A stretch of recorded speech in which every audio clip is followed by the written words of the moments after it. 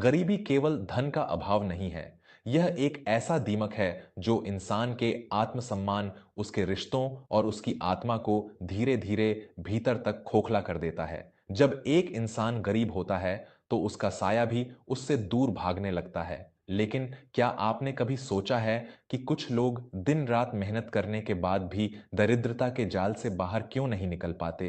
क्यों उनकी हर कोशिश, हर योजना विफल हो जाती है? हमारे शास्त्रों और पुराणों में इसका बहुत गहरा कारण छिपा है। स्वयं भगवान शिव ने मनुष्य के जीवन से जुड़े कुछ ऐसे गूढ़ रहस्य बताए हैं जिन्हें अगर इंसान समझ ले तो वह अपने जीवन की सबसे भयानक दरिद्रता को भी वैभव में बदल सकता है। आज की यह कहानी कोई साधारण कथा नहीं है। यह जीवन की उस कड़वी सच्चाई का दर्पण है जिसे हम सब जानते तो हैं लेकिन मानते नहीं। नीलगिरी पर्वतों की तलहटी में बसे चंदनपुर नाम के एक छोटे से गांव में सूर्यकांत नाम का एक अत्यंत कुशल काष्ठकार यानी लकधी का कारीगर रहता था। सूर्यकांत के हाथों में ऐसा जादू था कि वह लकधी के एक साधारण से टुकड़े को भी तराश कर उसमें जान डाल देता था। उसकी पत्नी रेवती एक बहुत ही समझदार और शांत स्वभाव की स्त्री थी और उनकी एक छोटी सी बेटी थी, पल्लवी। सूर्यकांत जितना बद्धा कलाकार था, उतना ही सीधा और भोला इंसान था। उसके मन में कोई छल कपट नहीं था, उसके पेट में कोई बात नहीं पचती थी।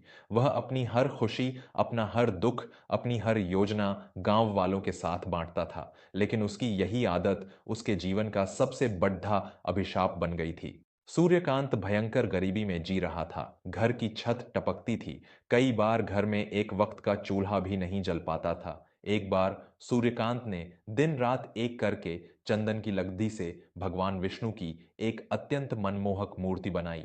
उसे पूरा विश्वास था कि जब वह इस मूर्ति को शहर के सेठ को दिखाएगा तो उसे इसके बहुत अच्छे दाम मिलेंगे, जिससे उसके सारे कर्ज उतर जाएंगे। अपनी इस खुशी को वह रोक नहीं पाया। उसने जाकर अपने पडीडीडी हौसी और बचपन के मित्र धनंजय को यह बात बता दी।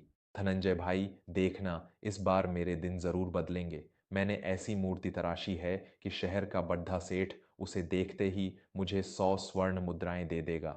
मैं अपनी रेवती के लिए गहने लाऊंगा और अपनी पल्लवी को शहर के विद्यालय में भेजूंगा।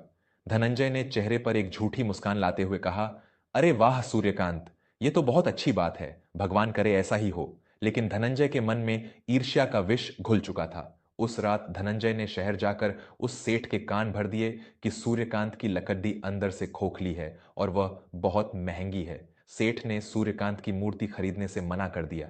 सूर्यकांत की सारी उम्मीदें टूट गईं। जब सूर्यकांत पर गांव के सूदखोर किशोरीलाल का कर्ज बहुत बढ़ गया तो वह अपने रिश्तेदारों और जानकारों के पास जाकर अपनी गरीबी का रोना रोने लगा। काका, मेरे घर में दाने नहीं हैं, किशोरीलाल मेरा घर नीलाम कर देगा, मेरी मदद कर दीजिए, मैं आपका एहसान जीवन भर नहीं भूलूंगा।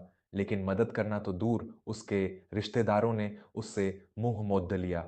जब भी वह किसी के दरवाजे पर जाता, लोग उसे देखकर अंदर छिप जाते।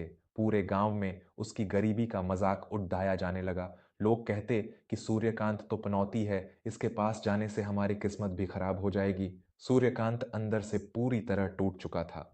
वह कभी कभी मंदिर के बाहर बैठे भूखे भिखारियों को अपने हिस्से की आधी रोटी खिला देता था, लेकिन फिर पूरे गांव में घूम घूम कर बताता था, आज घर में कुछ नहीं था, फिर भी मैंने एक साधु को भोजन कराया।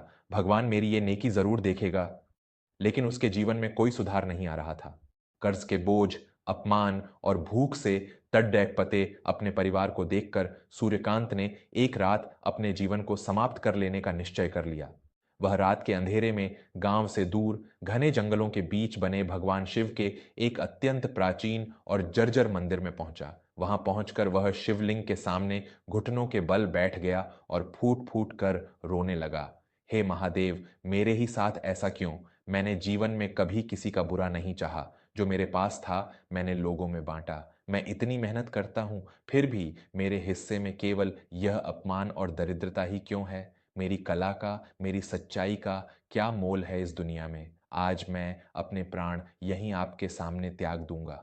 तभी मंदिर के एक अंधेरे कोने से एक अत्यंत भारी, गंभीर और शांत आवाज गूंजी, प्राण त्यागने से कर्मों का हिसाब खत्म नहीं होता। मूर्ख, तूने जीवन में जो बोया है वही तू काट रहा है।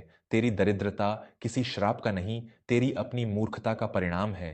सूर्यकांत चौंका। उसने देखा कि अंधेरे से एक तेजस्वी अघोरी साधु स्वामी रुद्रानंद बाहर आ रहे थे। उनके माथे पर भस्म और आंखों में एक ऐसी चमक थी जो किसी को भी अपने वश में कर ले। वे साक्षात भगवान शिव के गण प्रतीत हो रहे थे। सूर्यकांत उनके चरणों में गिर पड्डधा।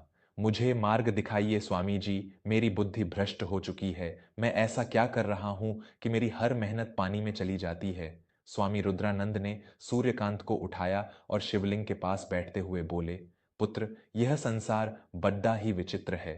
शिव महापुराण और आगम शास्त्रों में महादेव ने जीवन जीने के जो सूत्र दिए हैं, तूने उनका निरंतर उल्लंघन किया है। इंसान की वाणी उसके जीवन की ऊर्जा तय करती है। तू अपनी दरिद्रता को स्वयं अपने निमंत्रण से बुला रहा है।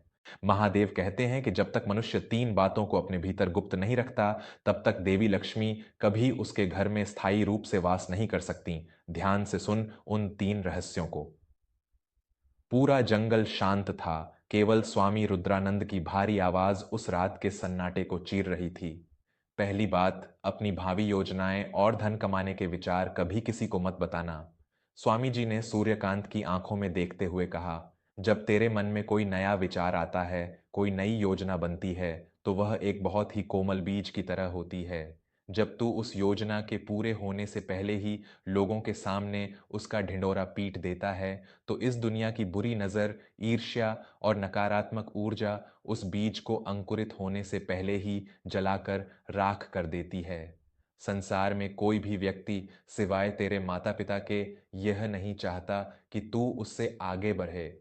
जब तूने अपने पडिडिड हौसी को अपनी मूर्ति के बारे में बताया, तो उसकी ईर्ष्या ने तेरी सफलता को खा लिया।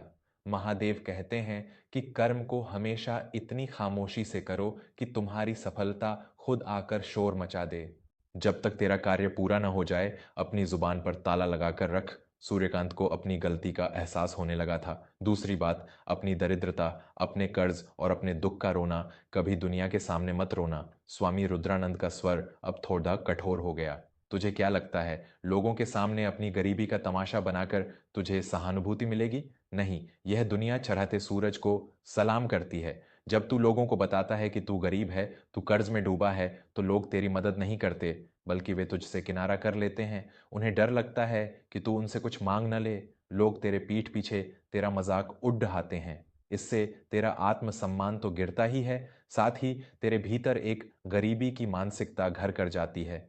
तू खुद को बेचारा मानने लगता है। जो इंसान खुद को बेचारा मान ले, ईश्वर भी उसकी मदद नहीं कर सकता। अपना दुख केवल उस महादेव के सामने रो, जो ब्रह्मांड का स्वामी है। दुनिया के सामने हमेशा ऐसे खड़ी डीढ़े रह जैसे तुझसे ज्यादा समृद्ध कोई नहीं।